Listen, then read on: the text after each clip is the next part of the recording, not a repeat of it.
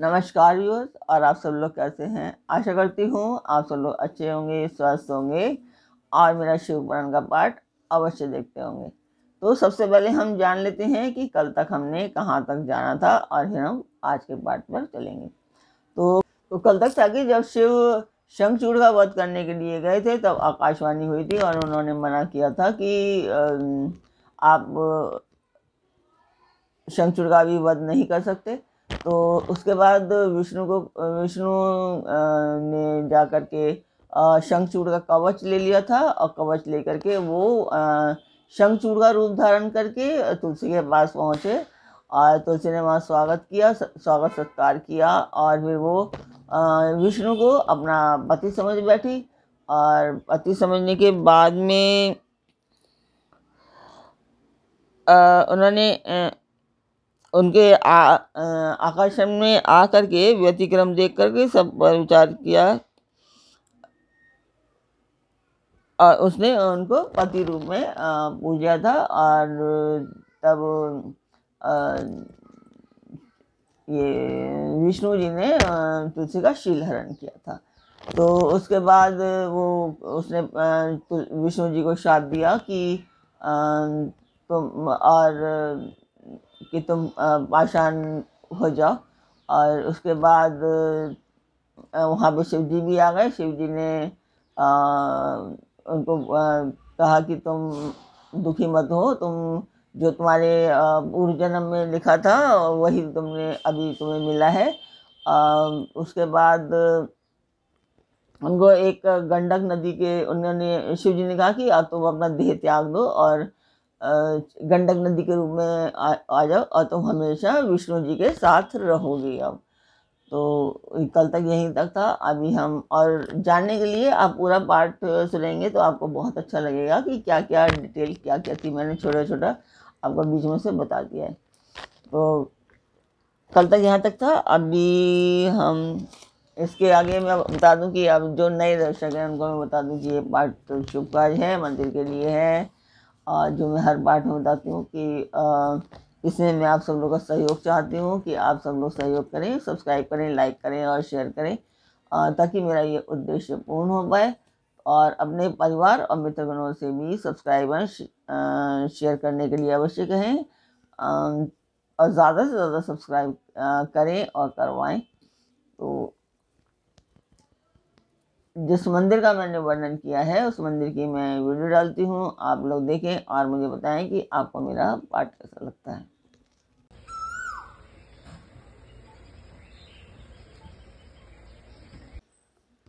तो मंदिर की वीडियो आपने देखी, आपको मेरा पाठ कैसा लग रहा है कमेंट बॉक्स में मुझे अवश्य बताएं। आपको शिव पुराण कैसा लगता है वो भी बताएं।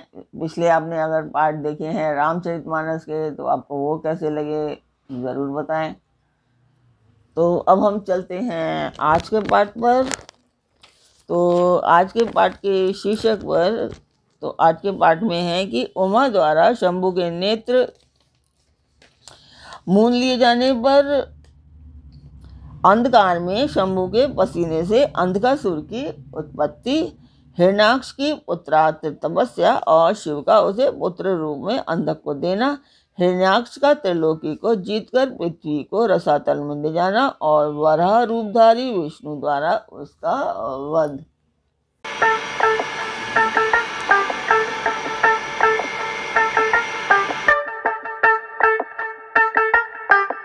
तो कल तक के पाठ में तो सनत कुमार जी कहते हैं कि व्यास जी, मैंने आपको जो आपने पूछा था कि आकाशवाणी के बारे में और विष्णु के बारे में, मैंने आपको वो सब बता दिया है। अब आगे आप क्या पूछना चाहते हैं।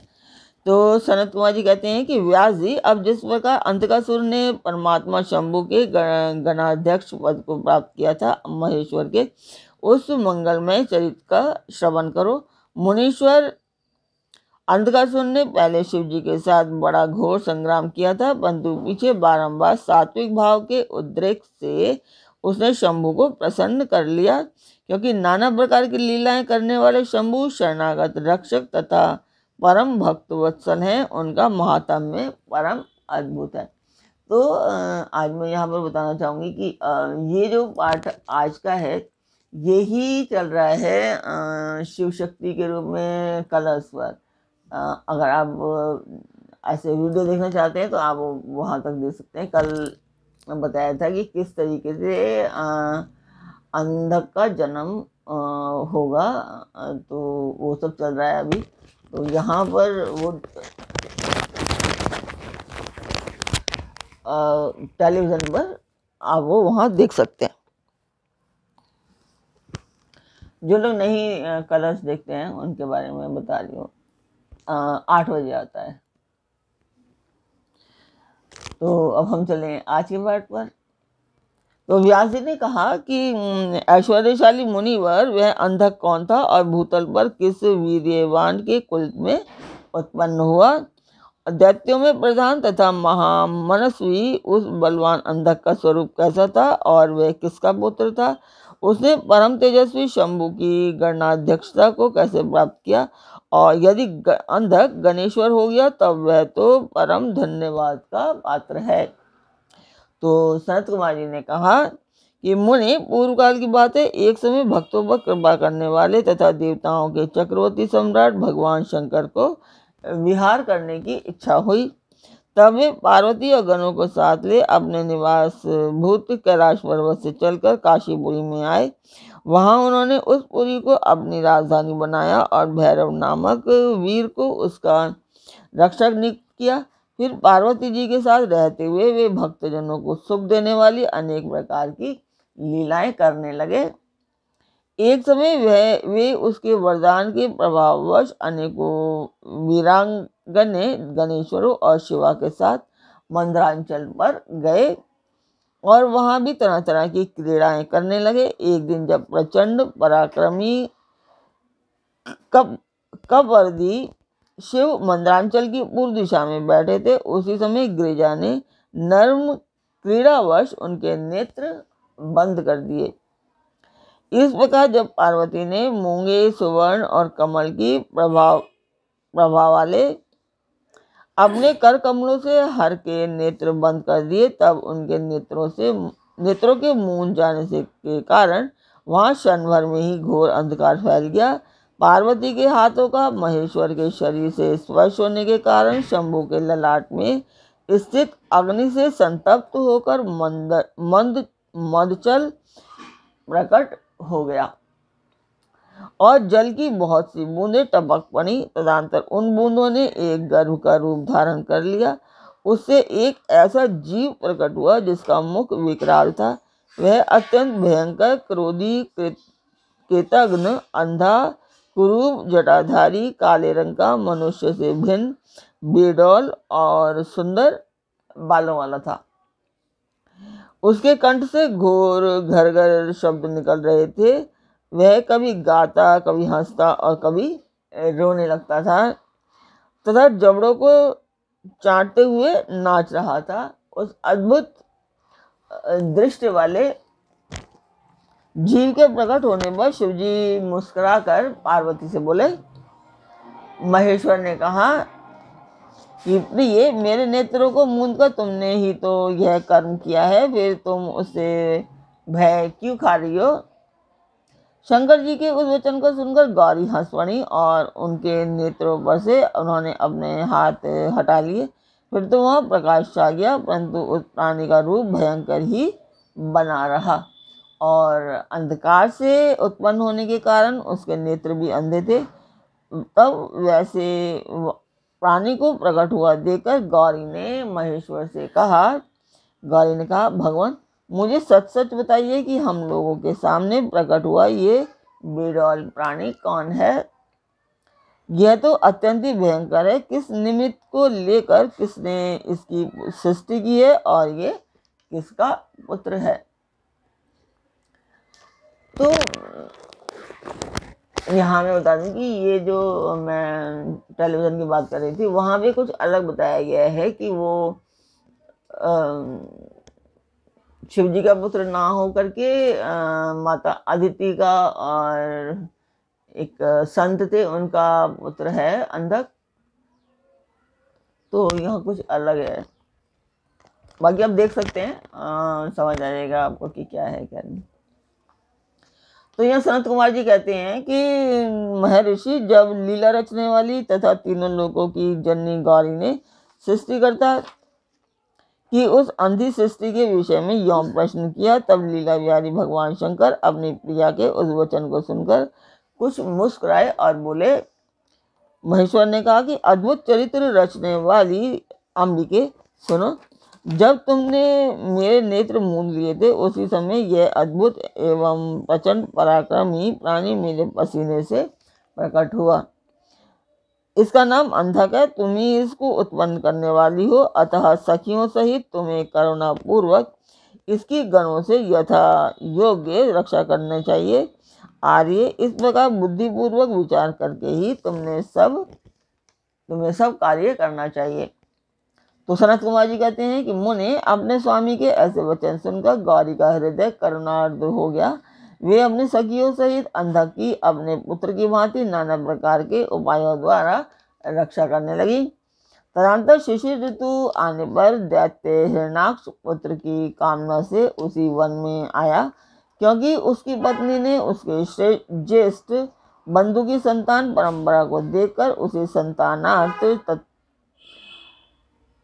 तपश्चर्य के लिए प्रेरित किया था। वहां वह कश्यप नंदन हिरणाक्ष वन का आश्रय ले पुत्र प्राप्ति के लिए घोर तपस्या करने लगा।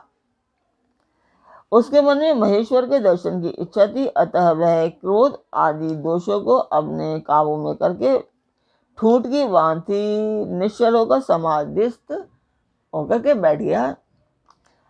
द्विजेंद्र, तब जिसकी ध्वजा में विष का चिन्ह वर्तमान है तथा जो नाग धारण करने वाले हैं वे महेश, उसकी तपस्या से पूर्णतः प्रसन्न होकर उसे वर प्रदान करने के लिए चले और उस स्थान पर पहुंचकर दैत्य प्रवर वो हिरणाक्ष से बोले, शिव जी। तो महेश्वर ने कहा कि दैत्यनाथ, अब तू अपने इंद्रियों का विनाश मत कर, किस लिए तूने इस व्रत का आश्रय लिया है? तू अपना मनोरथ तो प्रकट कर। मैं वरदाता शंकर हूँ, अतः तेरी जो अभिलाषा होगी वह सब मैं तुझे प्रदान करूँगा। तो सनत कुमार जी कहते हैं कि महर्षि महेश्वर के उस सरस वचन को सुनकर दैत्यराज हिरण्याक्ष परम प्रसन्न हुआ। उसने गिरीश के चरणों में नमस्कार करके अन्य प्रकार से उनकी स्तुति की। फिर वह अंजलि बांधे सिर झुकाकर कहने लगा। तो हिरण्याक्ष ने कहा कि चंद्रभाल, मेरे उत्तम पराक्रम संपन्न तथा दैत्य कुल के अनुरूप कोई पुत्र नहीं है, इसलिए मैंने इस व्रत का अनुष्ठान किया है। देवेश, मुझे परम बलशाली पुत्र दीजिए। तो सनत कुमार जी कहते हैं कि मुनि दैत्यराज के उस वचन को सुनकर कृपालु शंकर प्रसन्न हो गए और उससे बोले कि दैत्यधिप, तेरे भाग्य में तेरे वीर्य से उत्पन्न होने वाला पुत्र तो नहीं लिखा है, किंतु मैं तुझे एक पुत्र देता हूँ। मेरा एक पुत्र है जिसका नाम अंधक है, वह तेरे ही समान पराक्रमी और अजय है। तू संपूर्ण दुखों को त्याग कर उसी को पुत्र रूप में वरण कर ले और इस प्रकार पुत्र की प्राप्ति कर ले। तो सनत कुमार जी कहते हैं कि महर्षि उससे यूं कहकर गौरी के साथ विराजमान उन महात्मा भूतनाथ त्रिपुरारी शंकर ने प्रसन्न होकर हिरण्याक्ष को वह पुत्र दे दिया। तो इस प्रकार शिव जी से पुत्र प्राप्त करके वह महामनस्वी दैत्य परम प्रसन्न हुआ। उसने अनेकों स्त्रोतों द्वारा रुद्र की पूजा करके प्रदक्षिणा की और फिर वह अपने राज्य को चला गया। गिरीश से पुत्र प्राप्त कर लेने के बाद वह प्रचंड पराक्रमी दैत्य संपूर्ण देवताओं को जीतकर इस पृथ्वी को अपने देश रसातल में उठा ले गया। तब देवताओं, मुनियों और सिद्धों ने अनंत पराक्रमी विष्णु की आराधना की। फिर तो भगवान विष्णु सर्वात्मक यज्ञ में विकराल बारह शरीर धारण करके थुतुन के अनेकों प्रहारों से पृथ्वी को विदीर्ण करके पाताल लोक में जा घुसे। वहां उन्होंने कभी न टूटने वाले अपने अगली दाढ़ों से तथा थुतुन से सैकड़ों दैत्यों का कचूमर निकालकर अपने वज्र सदृश कठोर पाद प्रहारों से निशाचरों की सेना को मथ डाला। मतलब सारा उनका कचूमर निकाल दिया। तत्पश्चात अद्भुत एवं प्रचंड तेजस्वी विष्णु ने करोड़ों सूर्यों के समान प्रकाश में सुदर्शन चक्र से हिरण्याक्ष के प्रज्वलित सिर को काट लिया और दुष्ट दैत्यों को जलाकर भस्म कर दिया। यह देखकर देवराज इंद्र को बड़ी प्रसन्नता हुई। उन्होंने उस असुर राज्य पर अंधक को अभिषिक्त कर दिया। फिर परमात्मा इंद्र विष्णु को अपनी दाढ़ों द्वारा पाताल लोक से पृथ्वी को लाते हुए देखकर परम प्रसन्न हुए और अपने स्थान पर आकर पूर्वत स्वर्ग और भूतल की रक्षा करने लगे। इधर वाराह रूप धारण करके उत्तम कार्य करने वाले उग्र रूपधारी श्री हरि प्रसन्न चित्त हुए। देवों, मुनियों और पद्मयोनि ब्रह्म द्वारा प्रशंसित होकर अपने लोक को चले गए। इस प्रकार वाराह रूपधारी विष्णु द्वारा असुरराज हिरण्याक्ष के मारे जाने पर समस्त देव, मुनि तथा अन्याय सभी जीव सुखी हो गए। तो इस प्रकार हिरण्याक्ष का अंत हुआ और अब अंधक ने किस प्रकार आगे कार्य किया और बिल्कुल यही है कि देवताओं को परेशान किया होगा। तो आज का पाठ यहीं पर पूर्ण करते हैं। कल फिर मिलेंगे एक नए पाठ में, एक नई उमंग, एक नई तरंग के साथ। तब तक के लिए आज्ञा दीजिए। ओम नमः शिवाय। जय माता की। आशा करती हूँ आपको मेरा पाठ अवश्य ही पसंद आता होगा।